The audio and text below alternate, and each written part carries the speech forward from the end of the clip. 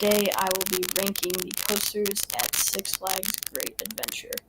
And not all these images used in this video are mine, and I do not take credit for those images. Alright, at number 13, we have Green Lantern. Yeah, a lot of people complain about this ride and the headbanging, but still don't rank this low. Especially last. But I ranked it last because... Alright, so I get on the ride. It's my first stand-up, and... First B&M stand-up, and first stand-up ever. But, so I'm looking forward to it. You know, the restraints, they're not uncomfortable necessarily. I mean, I go in... the restraints kind of shift up and down based on your height. You have a little thing in between your legs that clips the buckle to the over the shoulder restraints, which are also pretty comfortable. And so, I'm going up the lift hill, but my feet are kind of touching the ground, but it feels fine. Not 100% though, but that's the problem, is that after I go down the drop, I'm like, whoa, this is fun, and go up the loop, nice. Then after that, all of a sudden, the circulation cuts off in my legs completely. And it happens for the rest of the ride, except when you're upside down. So the only good part of the ride was the inversions. So that was really painful. Probably worse than an SLC, which I've only rode Mind Racer, which is considered one of the worst. And it was terrible. This ride, Green Lantern, probably never riding it again. Might ride another stand-up, depending on, if I want to go through pain or I want to risk it and maybe it won't happen again. But yeah, overall, really painful ride for me. Number 12 is Roadrunner Railway. Honestly, I'd rather ride this than have my legs feel like they're being amputated. I didn't ride this at all, but it can't be that bad. You don't get the circulation cut off from your legs on these. It's just a kiddie coaster. Just goes around a hill, a bank turn, then goes around again, maybe another time. Number 11 is Harley Quinn Crazy Train. This is another kiddie coaster, but it's got a pretty long train, and it's a lot longer and kind of a more unique layout. It goes around the track twice. And yeah, so it's longer, more unique layout, so that's why I'm ranking it farther than Roadrunner Railway. Number 10 is Runaway Mine Train. This is an aerodynamics mine train coaster. And I've heard this is pretty rough. One person even said they got whiplash. And so I didn't even bother riding it. But it's an aero mine train family coaster, bigger than the kiddie coasters. Probably better in Green Lantern, in my opinion. Number 9 is the Dark Knight coaster, and this is a indoor Mack Rides Wild Mouse. So there's one of these at my home park. My brother said it wasn't that good, so I've never bothered riding it, especially waiting in the 45-minute line that there always is. Got pretty good theming, though. Number 8 is Skull Mountain, and this is an Intamin indoor family coaster. The theming from the outside is really cool. My brother didn't want to ride this, so I was just like, okay, well, I guess I won't ride it either. So, I just skipped out on this one, and yeah. Really good theming from the outside, though. It was really cool to look at. Number 7 is Superman Ultimate Flight. This is a B&M flying coaster, and it's, just like the one at my home park, Great America. The drop is cool. The pretzel loop is extremely intense, really intense. Only type of ride you really find a pretzel loop on. And yeah, but the rest of the ride, it feels kind of slow. It's just a bunch of bank turns over and over again. Then it twists at the end, and you're kind of like, that was okay. So yeah, that's why I'm ranking it here.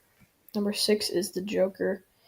And this is an SNS free spin, and I rode it at Great America, and I was like, I've only ridden it once, and I was like, it was okay, not that great. But then I rode it at Great Adventure, and I was pretty good, actually. I got some airtime, believe it or not. I was literally floating out of my seat. I did not feel like I was in my seat at some times in the ride. And yeah, it was pretty fun. We were kind of flipping back and forth. That was pretty nice. Headbanging didn't hurt at all. It was nice, I guess, smooth headbanging, if you could say that. But yeah, overall, really good ride. And enthusiasts are starting not even to consider this a coaster, considering it a glorified flat ride, which no, It's not. It's a coaster. It's a roller coaster. It's a full circuit track, so it's a roller coaster.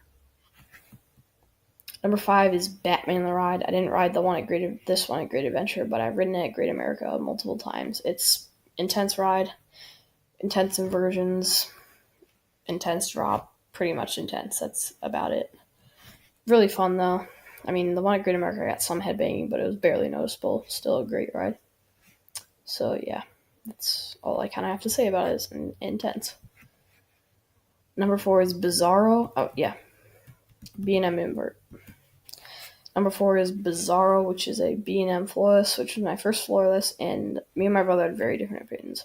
My brother said his head was banging the whole time, and even compared this ride to Mind Eraser, which is an SLC. On the other hand, I rode this, it was really smooth, didn't bang my head once, maybe one little time at the mid-course brake run, but otherwise, really fun ride, 7 inversions, all of them are different. And yeah, it was really cool, and I definitely ride it again. Had cool fire effects. Giant. And yeah, really good ride. Number 3 is Nitro, which is a B&M Hyper, 230 feet, so taller than the Raging Bull I've ridden multiple times, and I rode this twice in a row. Really good ride, way better than Raging Bull. Some pretty good floater airtime. And the helix was really intense. I almost blacked out or grayed out. I don't even know. But yeah, your vision goes almost black because it's really intense helix towards the end. And you got some ejector airtime hills at the end. The drop is pretty steep. And if they don't staple you, then the ride is really fun. Number 2 is Kingda, and I did not ride this. I chickened out, but my brother did. And I was more afraid of the launch than actually how high it was, because V2's launch was a great ride at V2, but the launch was kind of jerky, so I was kind of unsure of the launch on this, especially 128 miles an hour. But my brother said the launch wasn't that bad, so I will definitely ride Top Thrill Dragster at Cedar Point when I go in about a month. But I just put this here to please the GPs. And number 1 is El Toro. This is an intimate prefab wooden coaster, and it broke down while me and my brother were in line, but I finally got on it towards the end of before we left. And oh my god, this ride is crazy. You literally, from the drop to the brake run, you are flying out of your seat. It's crazy. You're out of the bank turns, you're flying into the side of the cart. You're just like not in your seat the whole ride. You're just flying everywhere. Doesn't even feel safe when you're on it, but it's still really fun. And it's got a cable lift hill. So it goes up fast, almost like a slower launch. It's got a 76-degree angle drop, pretty good for a non-hybrid wooden coaster, and it's really smooth, almost like a steel coaster. I probably consider it smoother than Nitro, actually. And oh my god, it's insane. My favorite coaster I've ridden, like 21 coasters now, and this is by far my favorite. So thank you guys for watching, and see you in the